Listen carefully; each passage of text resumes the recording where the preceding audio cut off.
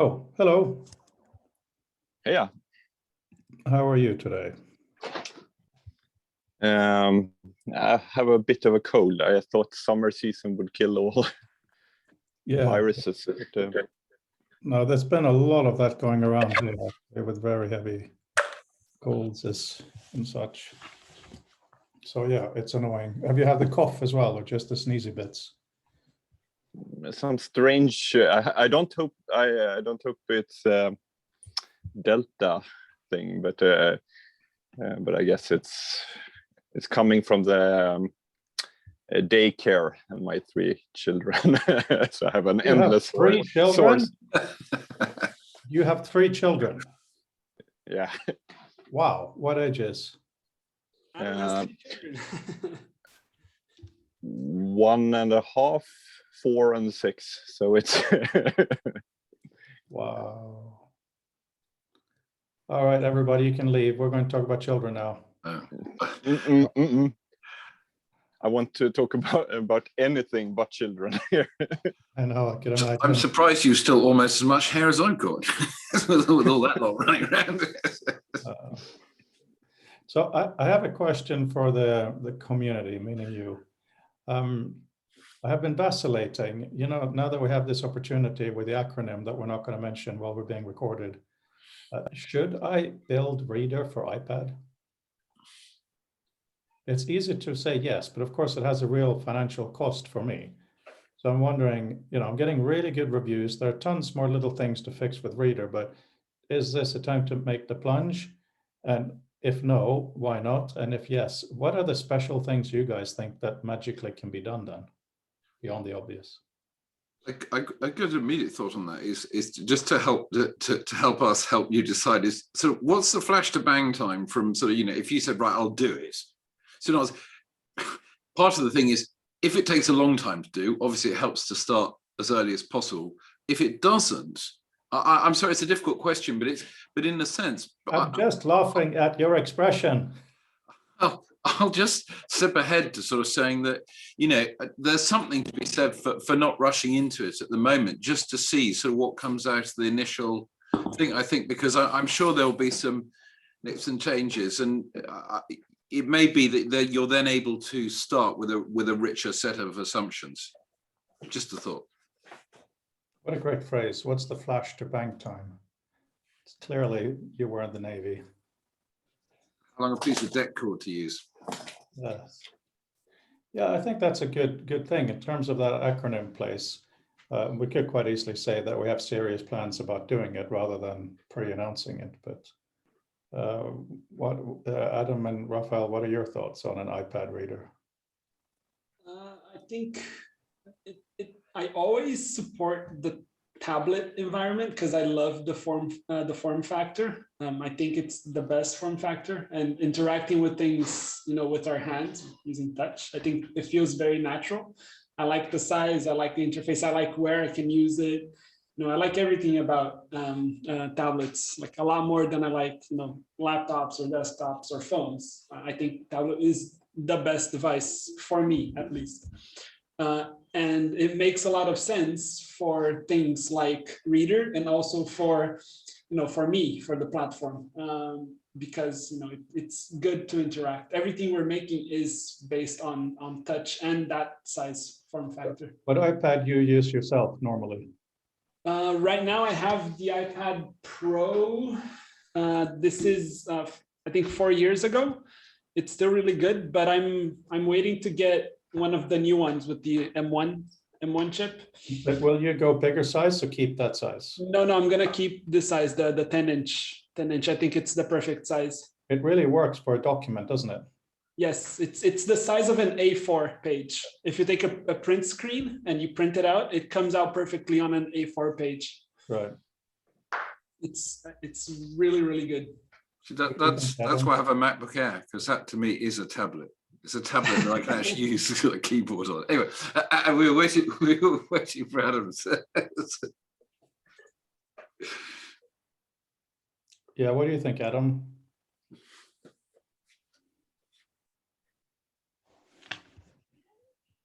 I've got lots of noise pollution over here Don't worry. that I talked about earlier.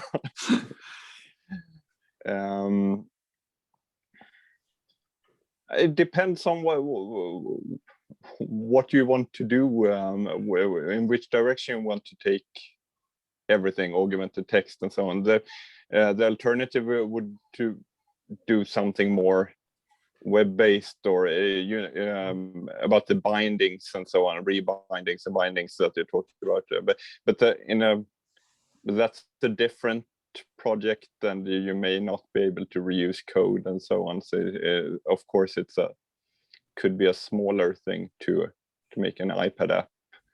Are iPads or tablets in general, or actually, since you're talking about iPads, very common in academia? Like, do people use them a lot? I'm finding it hard to find that out. When I search online, I find which iPads are good, that kind of article. I don't actually find numbers. Mark and Adam, what have you seen of students walking around with iPads? So just to complement on that, a friend of mine started working in a school here in São Paulo, and Apple has a lot of partnerships with schools, right? And it's quite common for the expensive schools here in Brazil to provide iPads to pretty much every student. So when they start studying, they get their iPad and they have everything on the iPad. So if you're thinking about the future, having these kids using, I feel like the tablet is going to stick around for quite a while in my mind. Yeah. Hi, Peter. Hello. We're talking about whether readers should go to iPad. By the way, Opinion, I tend to use the iPad for reading a lot of PDFs and things that I download. right. I'll airdrop them onto the tablet and then use that to be reading. But by the way, does the sound better now, or was it sound better before, like now? You sound okay now. It's a bit fuller now. Is this better, or is this better? There's a bit more reverb. It's a fuller sound on the lesser. So this one is not as good. I feel like I'm at the ophthalmologist and they're clicking between the two. Yeah, exactly. Yes, better now, better now. It's just that I have the Yeti here for other things. Oh, right. Yeah. Okay, that was just a stupid detail. Right. So Peter, you find you do read on iPad. Yeah, I read quite a lot on iPad. What do you see about law students? Do they use iPads significantly or laptops? Probably a mix.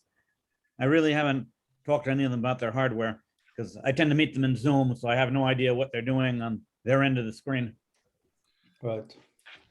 That's sort of actually when I think back as when I was studying through my masters and sort of people I saw passing in front of me, I think it's a bit random. It will often all sorts of things play into it. It's the money in your pocket. It's some people will carry something lighter because they're traveling. I carry a light laptop because I've broken both shoulders and I don't like carrying a really heavy laptop all day if I'm going around. But I like to have a computer rather than a tablet. I mean, I don't mind. I read on tablets, but I find after a while, I generally use paper. I find it less wearing on the eye. But if I'm reading digitally, I'll read as happily on a tablet as I will on a screen.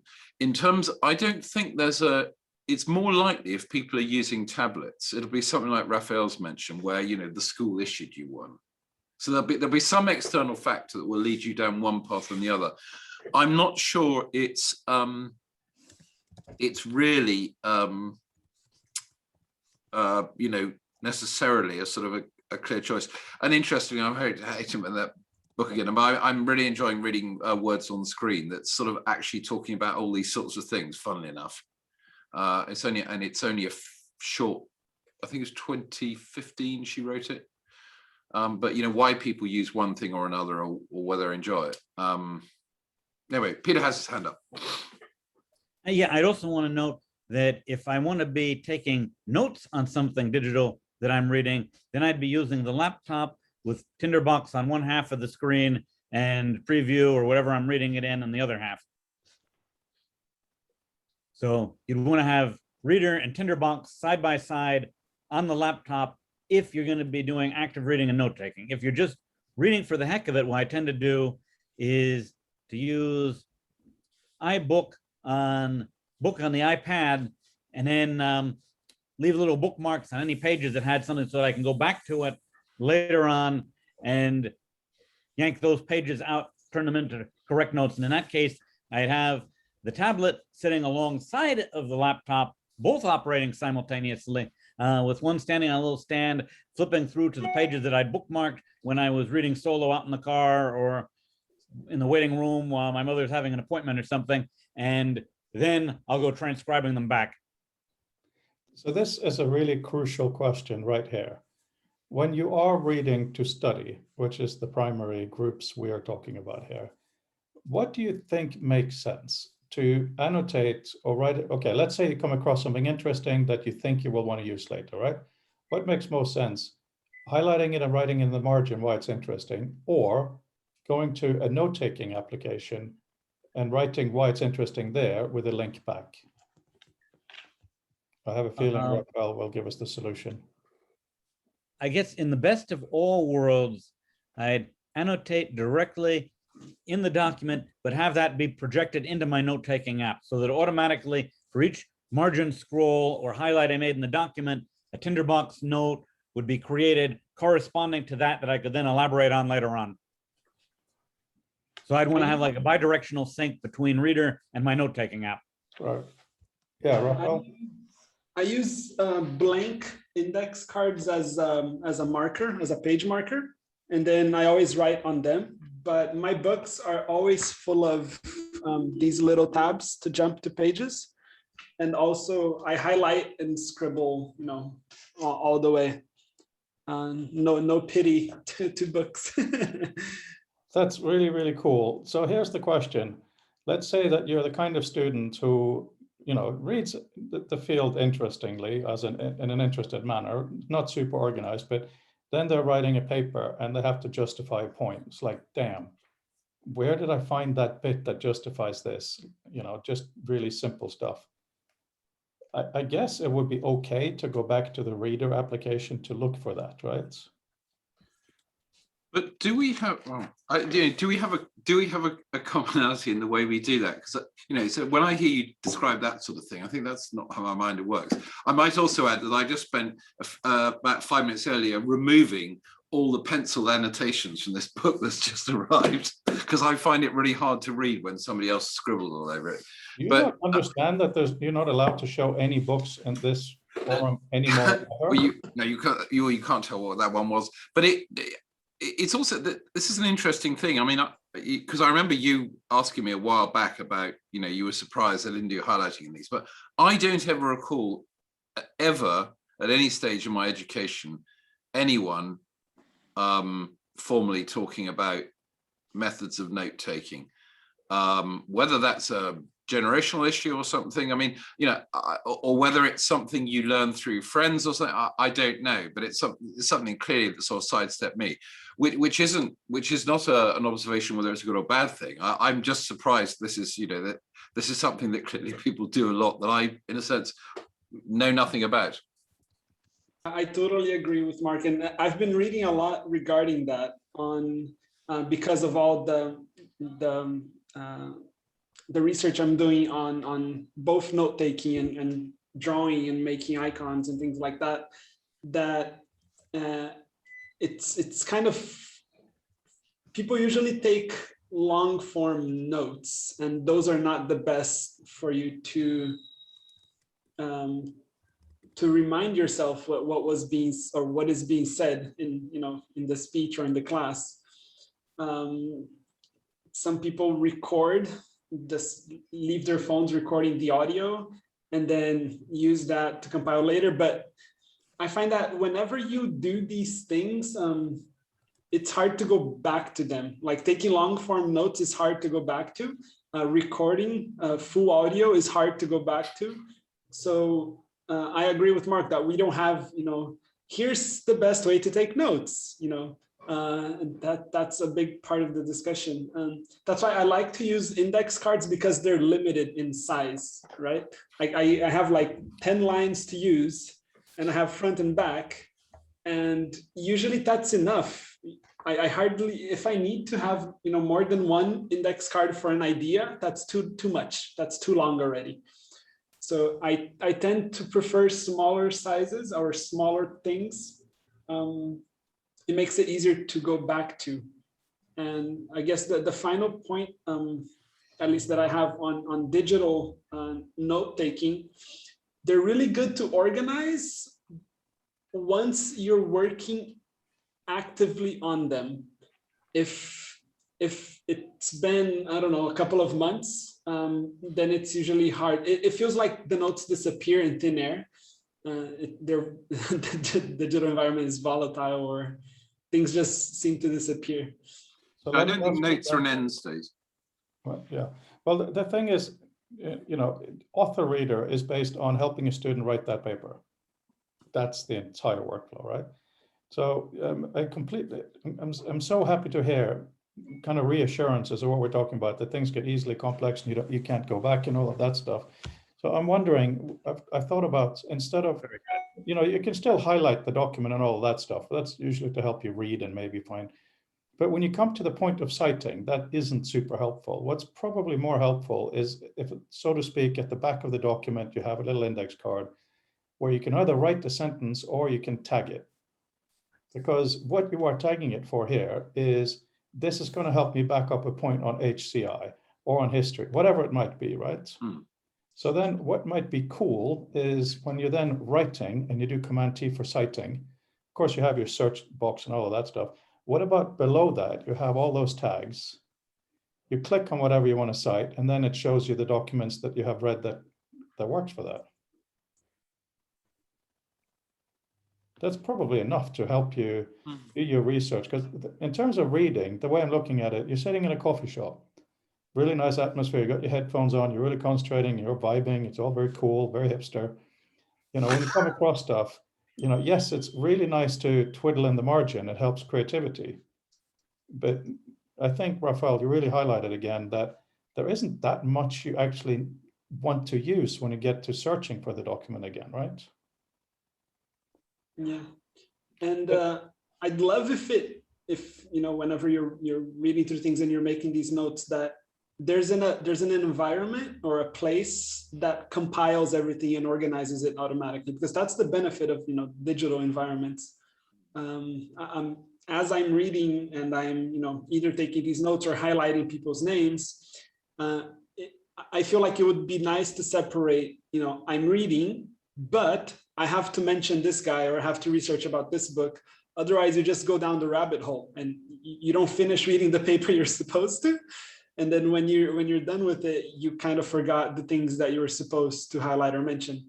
So I would have it as one activity, you know, making that list, compiling that list, but not removing me from my flow of reading. And then when I'm ready, I go into this part where, okay, now I'm going to take the things that, you know, I either highlighted or written down, and then I'm going to create citations or find the bibliography or read another book. You know, it's. I'm looking at Adam here when you're talking, because I'm thinking in author readers, very linear back and forth relationship. But I think the things you're discussing could really easily go into kind of a visual hypertext space that Adam is working on. I think what you added there is a really powerful, interesting twist. So imagine you highlight your document, but you, not as a teacher, but as yourself, you come across something you're supposed to work on later. You select that text and do question mark. So that means that for your environment, it knows that it's something that you have said you yourself will investigate later, for instance. That could be quite powerful. It's like funny in a way, because we come around full circle, because I remember the early conversations with you in Author about what's now become the concept map, which is sort of actually where I envisaged these notes going. That this is emergent stuff that it doesn't yet have a place in the narrative, and it may have no place in the narrative directly, but it impinges upon the narrative. but I don't have the narrative structure yet.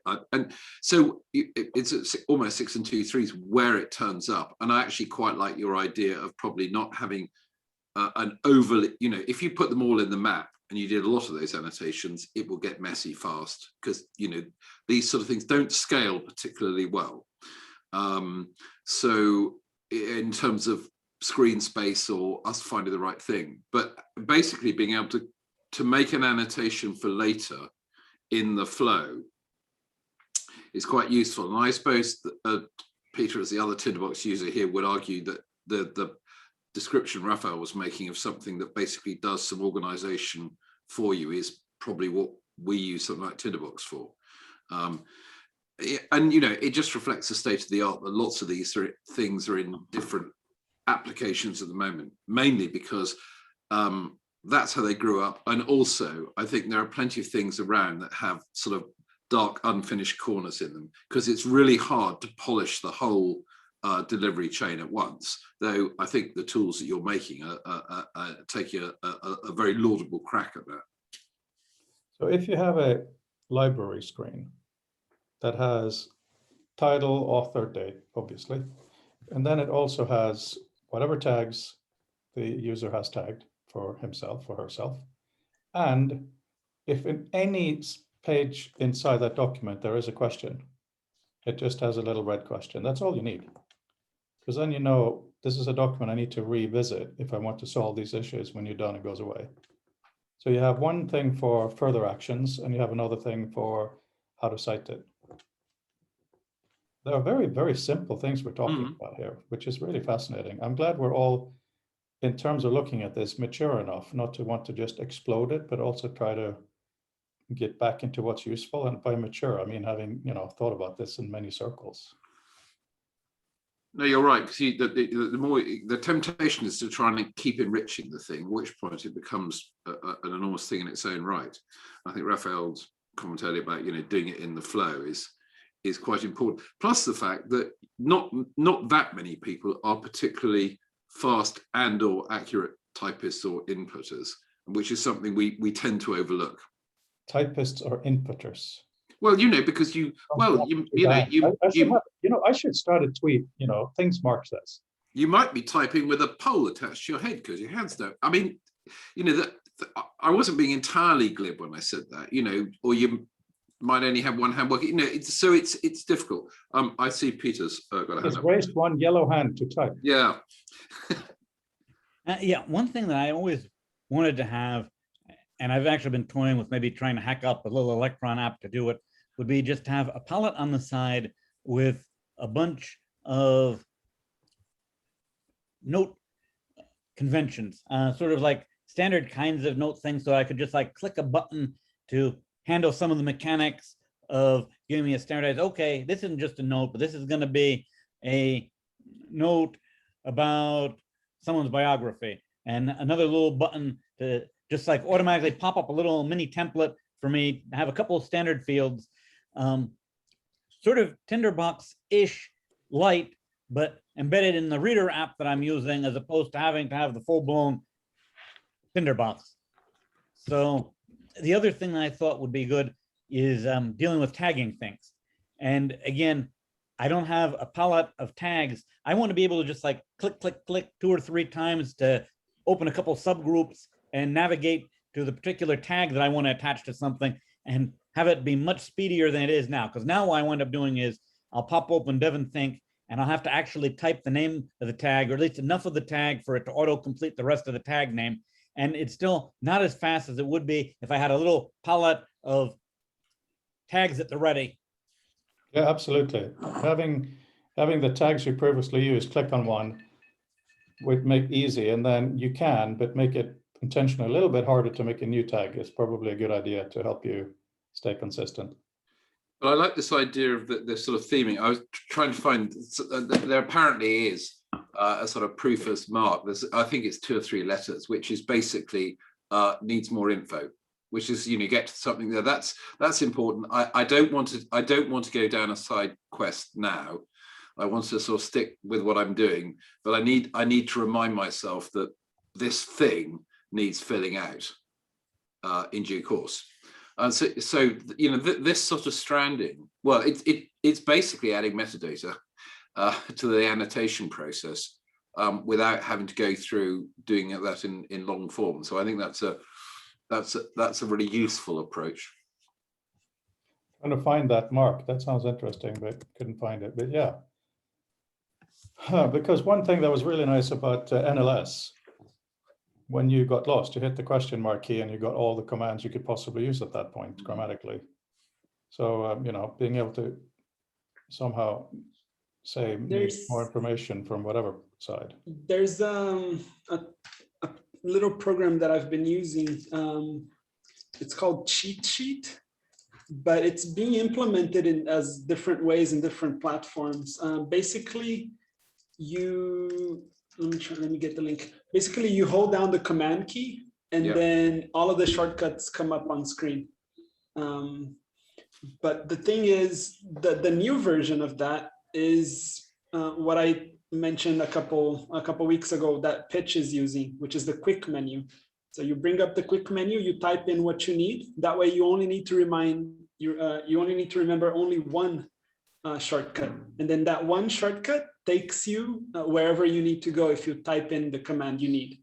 There's a command bar, basically, I think, which is I think is what this is becoming. It's turning up in a number of apps now. Yeah, so you basically have, instead of going to the menu, you have a box which is like your apps Google box, and you just type in, take me to the right place. Mm-hmm. So not far from Liquid, really. So Reader has been downloaded 8.7 thousand times so far, which isn't millions, but it isn't nothing either.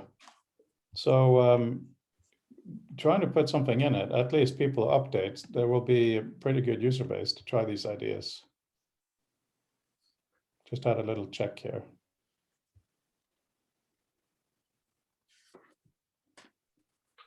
Oh, another thought on the tags. I really would like the tags not just to be a set, but I'd like them to be a list so that the order in which the tags are clicked would be significant. You want to insert grammar. Basically, yeah. And also I'd reference Chris Crawford's work on inverse parsers, which is sort of what I'm backdooring into here. And if you search inverse parser, you should be able to find the couple articles he wrote on them at his website.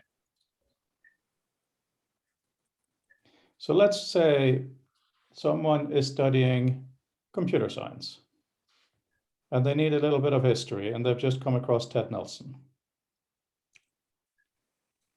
Well, one of Ted's documents. So they're reading that. What kind of things do we expect them to want to tag?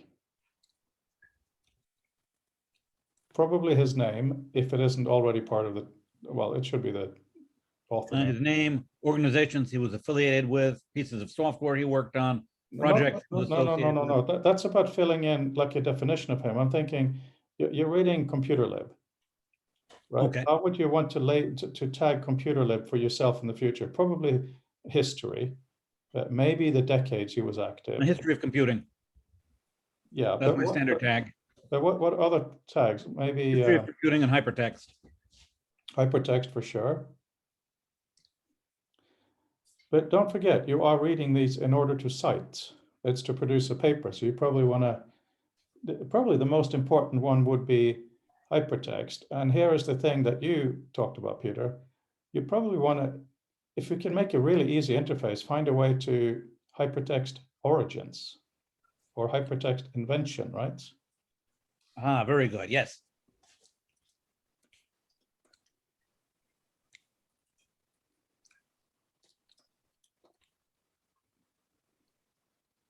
And also, I guess maybe names, because Ted Nelson is a famous name in the field. So I sort of have like one tag for the famous people versus their grad students, people who studied under them and the whole lineage. And that's another thing to record too. You want to know who someone's thesis advisor was if you can find it. It's so funny because my thesis advisor, the one contribution she has given me to my doctoral degree is admitting me onto the doctoral course. That's it. And that is, I'm realizing more and more, not a small thing. You know, being chosen by someone is half the battle, right? Oh, absolutely. I mean, I know that, you know, it was sheer, my opportunity to go on study was because I happened to, I sort of, my, you know, sector was going the way of the buggy whip. So I thought I'd just do a bit of refresher study. And I got bored after a year of people say, everyone else who was going to do a thesis says, what are you doing next year? So in the end, I buckled. But, you know, it was only because Les kindly said, yeah, why not? You know, because I'm sure I wouldn't have passed. I'm absolutely sure I wouldn't have passed their expectation of what they thought they were looking for, which isn't necessarily what they want. But you know, we're all we're all limited in that sense. It's so liberating to have this bunch of people to talk to about these things. But the reason it's wonderful to talk to you guys is partly because you're really nice people. Also, it's partly to talk to nice people, but also the environment we're in now, where all this graph stuff is taken off, Notion and Rome and all of that. It's great stuff, and some of it will be useful, but I really, really think it's like early days of multimedia, where it's just getting really messy really quickly.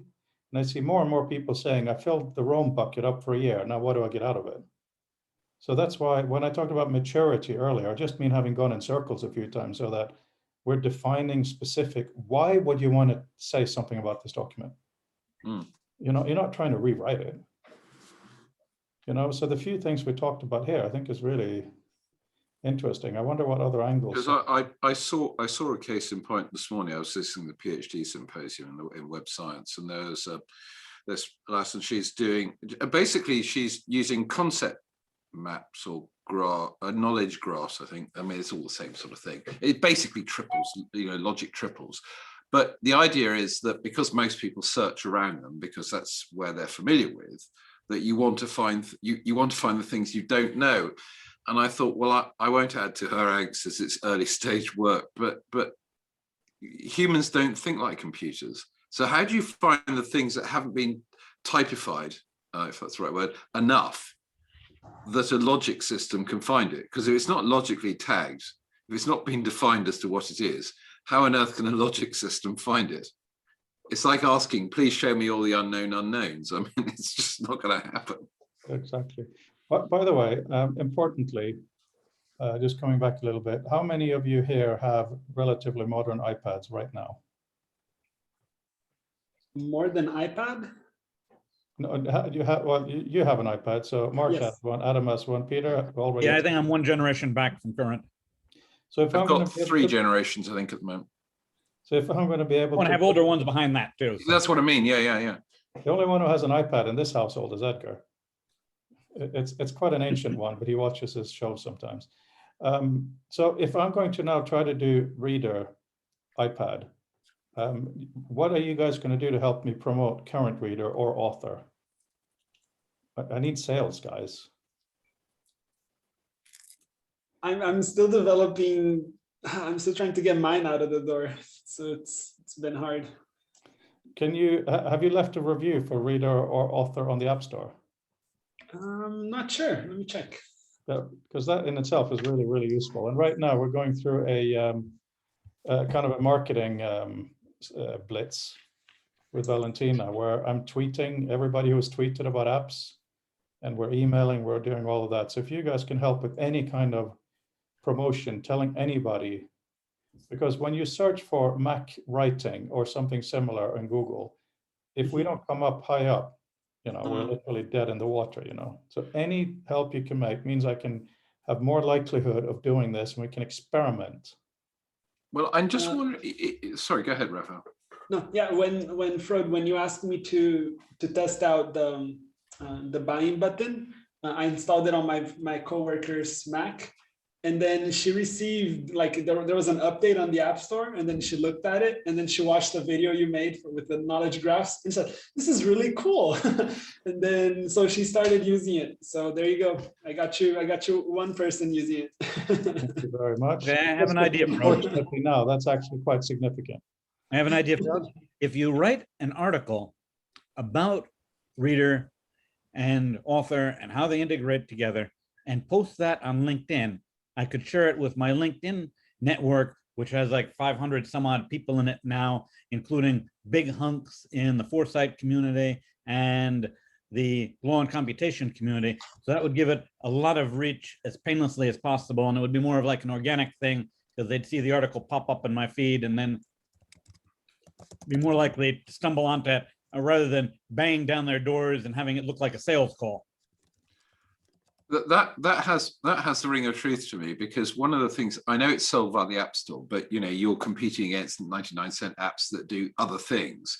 And I'm thinking, when I go and look for an app, I don't normally start at the App Store, or I don't look at the list of most popular things. I normally look around for, you know, somebody who's writing on that subject, you know, who's looked at something, who basically has found the bits that I didn't know.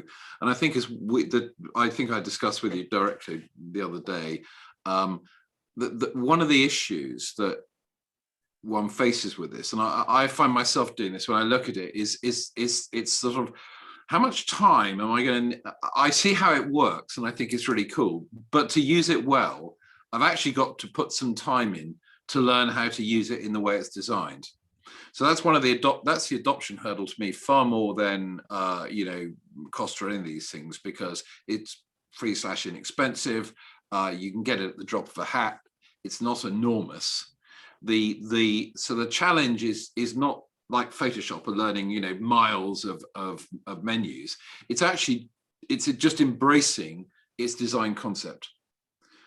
So in that sense, recommender systems would seem a better way to put it round. I'm more likely to try it if someone whose observations I trust says, give this a whirl, than me saying, oh gosh, it got 5 stars, you know. So yeah, that's cool, Mark. Just back to Peter. So to write such a piece on how they fit together, what's the kind of thing that should be highlighted? Basically just, I guess, describe the use cases and how you'd be integrating that into your workflow. Maybe mention a couple other tools, explain why you have an advantage over those other tools. You really have to deal with this Rome cult. So you want to have a clear explanation of why it makes more sense than the Rome model. And highlight the glossary thing, maybe. Yeah. Okay, I can work on that. That sounds reasonable. And I'll post it to my network, and I'm sure everybody else here will do the same on LinkedIn. That'll get it some spread. And then we could tweet to the LinkedIn piece on Twitter feeds, which would bring some more people in. Yeah, that would be cool. People are more interested in substantive articles. You know, people are more interested in looking at substantive articles, and just the note-taking topic is a real hot thing. So have note-taking in the title. Maybe. It's not really note-taking, but okay. I'll think about that very much. Thank you. And I'll try and remember, I don't think it's been put out yet, but the Tinderbox sort of Saturday meetup this week was about reading notes. And I thought there's some observations in there you might find useful. It was quite interesting, the difference between those who wanted to basically have a bucket of all their notes. And there's one guy, he said, no, you know, I have, the main thing I do is I have an idea, I write down the time, and that's almost how I remember it. But I only put into my main sort of working note tool things I actually want to work, you know, I want to draw out of that wider diaspora of notes. So, you know, there anyway, I think you may find some interesting observations. So it'll be a Vimeo when it's done, and it'll probably be up sometime this week, I should think. Oh, and one other thing that I'd strongly suggest, Frode, would be to try to reach out to the Devon Think to Go people and see if you can get some way to automatically merge stuff from your app on the iPad and their app, so that stuff could flow in both directions, back and forth. So yeah, somebody up, because the trouble is with Apple's book app is it's pretty much a roach motel for your data. The second a PDF gets into it, actually, I found a way to do it, and it's like a 4-step process of saving the actual file in a folder that Devon Think to Go can look in order to move the PDF from book to Devon Think to Go without having to beam it back to your desktop and then beam it back to the pad. Although, as far as just like ease of use, beaming it to the desktop and then beaming it back to the pad is less painful than the route that does exist exclusively within the iPad.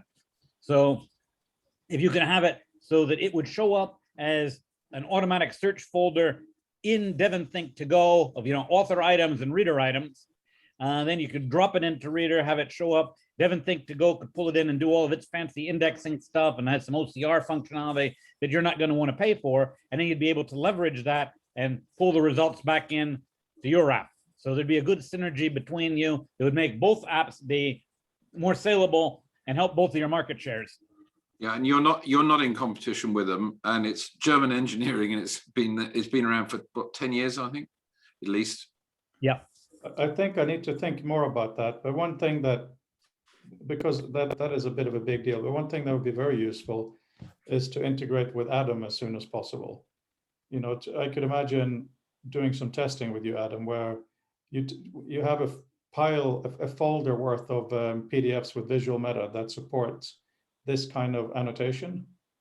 And, you know, we drag it into your environment and you can choose, like we had in Liquid Space, to have an icon or whatever for a question mark. You click on that and it'll show you all the documents that have these issues. So you can have an environment of furthering your research or your learning, right? We did some, or I did some experimentation on Mark's data, hypertext Yeah. data. I don't know if I we can have, show you. if it's I'll get it up. Give me a second, because a visualization of the papers and which could form a basis of an interface for navigating papers. I would like to see more of that, yes. Yeah, one moment. It's in the spirit of now it works with Mark's handcrafted database, which is very nice, very nice data. But with visual meta or similar or good data, it can be automatically done and not require a big, good database. So let me share a screen. While you're getting that up, Mark, Peter, Yeah. what did you have a comment? Yeah, I also want to mention that I have a colleague who's working on a book, and I was thinking about pitching visual meta to her, but she's totally wedded to the Word platform. So if we could come up with a script that could run inside of Word, a Visual Basic script to automatically attach the visual meta at the end of the document, then I could sell her on it. But if it's anything that involves her consciously trying to format visual meta, it would be a non-starter. Well, I mean, if she's writing it's beautiful what I'm looking at here. Peter, I just want to say, writing a book is something you don't do every day. So when she's ready to publish, for one of us to give her the visual meta for her to paste in should be trivial, especially the the basic citation. Sounds good.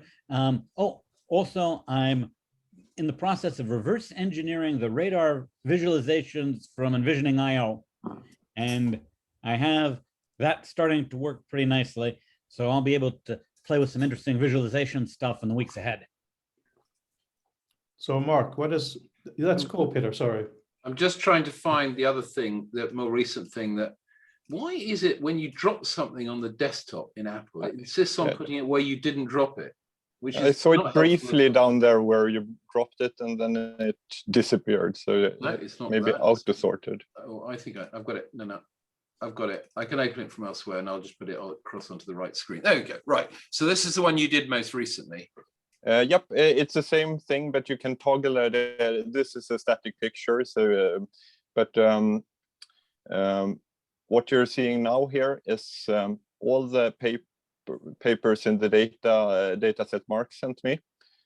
So it's 850 about 850 papers and 3,000 connections or citations, both incoming citations and outgoing citations.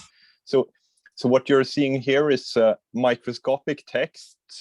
So if you zoom into this, it's actually text, the titles of them, but it's not that important. It's just a way of visualizing it. So it's zoomable if you want to. But here is a way of visualizing what, if you select a paper, you can see which paper it cites and which paper cites it. Oh, I've got to reverse engineer this one in IMBA too.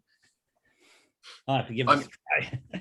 I'm trying to find Mark Bernstein's one on patterns in hypertext, because that should have lots of links, but I can't off the top of my head. But Mark, it's Mark, please try Yeah. this.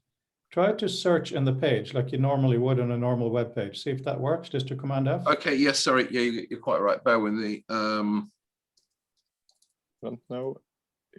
There we go. Well done. I hadn't thought of it because it's SVG, of course. So, so this is one of the more heavily cited ones. Just on a highlight on that Command F, it's such great integration when you build a system like this and it automatically uses commands that are already there. Yeah. And again, I know I keep referencing this book I'm reading at the moment. It's really interesting talking about this person. She's talking with her students that you know, people have sort of stopped.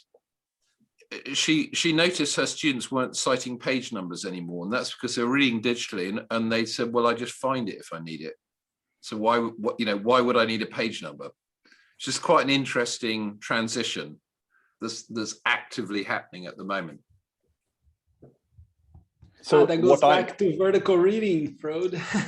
What's that? When you read vertically, there's no page numbers. yeah, the infinite scroll. Yeah. The infinite scroll.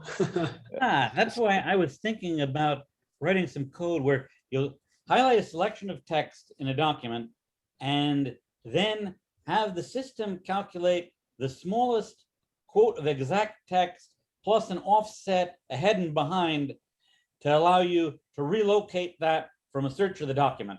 So instead of trying to say, you know, what the character offset is, you just have the actual quote, so you can deal with stuff being reformatted, and then how many letters ahead from this unique string and how many letters behind in order to retrieve the unique quote. Yeah. That's interesting. But looking at this, you know, I'm So kind of really wed to the idea that information has to be specific. So let's say that we have decided we're going to help ACM students, you know, anybody in computer science, learn our field, interaction, web, hypertext, all that stuff. So Adam, imagine if in Reader, you come across a citation, if that is a match to this database, imagine if this pops up to show who has cited that and what it has cited, that document.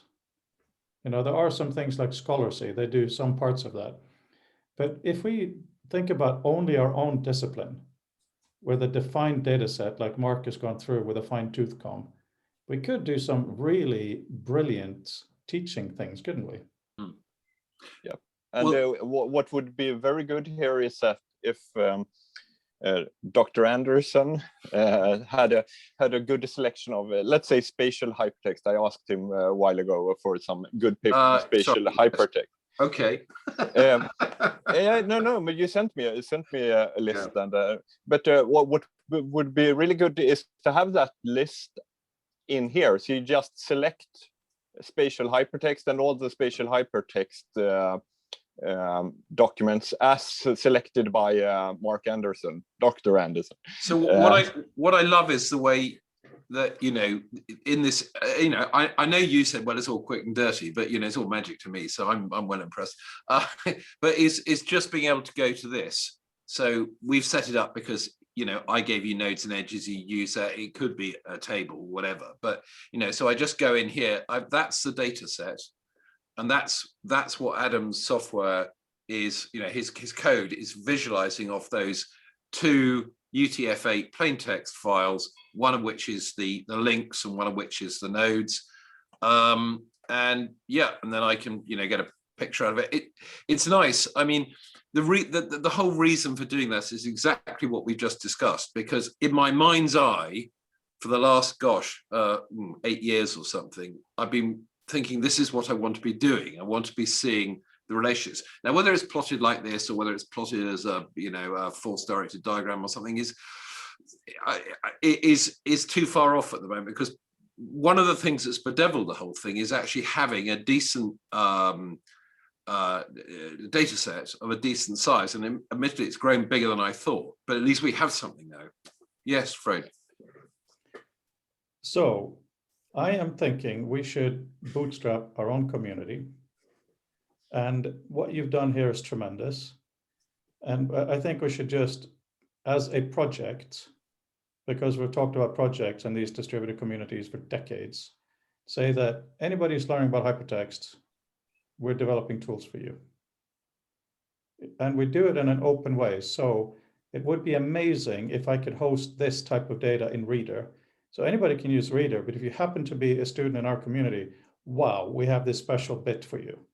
Mm. And going forward, if the documents have visual meta, Mark Anderson doesn't need to do that cleaning.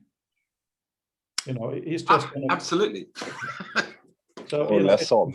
manual created huge base, and if they do this, it can keep growing. I mean, well, it's really interesting you make that observation, because in a sense, that's the validation of this work. So why on earth would anyone in their, you know, in the right mind have spent this long curating this much data to really get to the point to be able to say, no, no, look, this is what you can do. Whereas I can't go to another part of the ACM, I can't go to Web of Science or something and get this clean, reliable data. It's another thing that's, I think, skews the whole sort of workspace or the sort of the knowledge space, is the fact that the publishers, for all sorts of good reasons, and with the collusion of the academics who publish into it, are very interested in things like how many times have I been cited, which isn't what we're, I mean, it's interesting to know what's been cited and what hasn't, but it's not like, you know, Googling yourself, you know, I can't remember what they call it, but you know, when you're looking to see how famous you are, sort of thing. That element, so that there is a point I find when I go into publishers' websites, that I'm basically battling through what is sort of kudos management and marketing to get at the really raw underlying knowledge graph that's there. So guys, you see, in Reader, I don't need this data, right? I don't need to own it, so to speak. All I need is an API for your web presentation. Right, so that, okay, maybe I can know some of the data, but the key thing is that you come across a thing reading a document in our field in Reader. There is some kind of an identification that this has stuff behind it, an icon, whatever it might be. Click on that and it opens that document in this view on a web page. Right, because there has been many tools attempted like this before, but they have been really, what was the word? Roach motels or information ghettos. They really have been. But if you have a search API, then, you know, I can build it in and anybody can build it in. So it can be, you know, I can even curate. If you have a couple of different views, I should be able to say, in Reader, if you select text that's relevant and search here, you have the option of seeing it in this, or this view, for instance. And there could be, I mean, I have the stuff that I put out at the moment is actually the data set I'm releasing publicly with my paper, if it's accepted for ACM this year. There's a lot more information in there. I mean, you know, if the abstracts are available and things, there is a copyright issue, but I, as far as I'm aware, you know, if I can read it publicly in ACM, I reckon it's, you know, reasonably should have passed that around. ACM Hypertext 21. Sorry, ACM Hypertext 21. Yeah. So I've done a picture with, I've done a paper with Dave and Claire Hooper, and a colleague of hers who I've not met, who's been doing some machine learning on the plain text extract, which is why I've been getting all excited about how bad OCR is. Because I went back and did an exercise. So the data set here from which this is drawn is, I think it's it's about 1,100 documents. And I found that going flat out, and as someone who's used to cleaning data, the fastest I could do a paper was clean it so the text didn't have run together or run apart text, was about 15 minutes per paper. And I couldn't do it with regex, because I had to make, you know, I had to do an element of reading the text to make sure that for everything that was obvious, there was another mistake that wasn't. I see Peter's got his hand up. Yeah, I just wanted to comment that if we want to be viewed as being a real research community, we should start thinking about trying to co-author a couple papers to get out into conferences talking about what we're doing in here, so that will become a part of the academic record and people will be aware that we exist. Mm. Also, I'm afraid I'm gonna have to leave now because I have to provide transport for elder care. So Thank see you. you all again on Friday. Thanks, Peter. Look forward to Friday. Okay, bye-bye. Have a good one, guys. Bye-bye. I'm going Bye-bye. to stop the recording now. We're essentially done anyway, guys.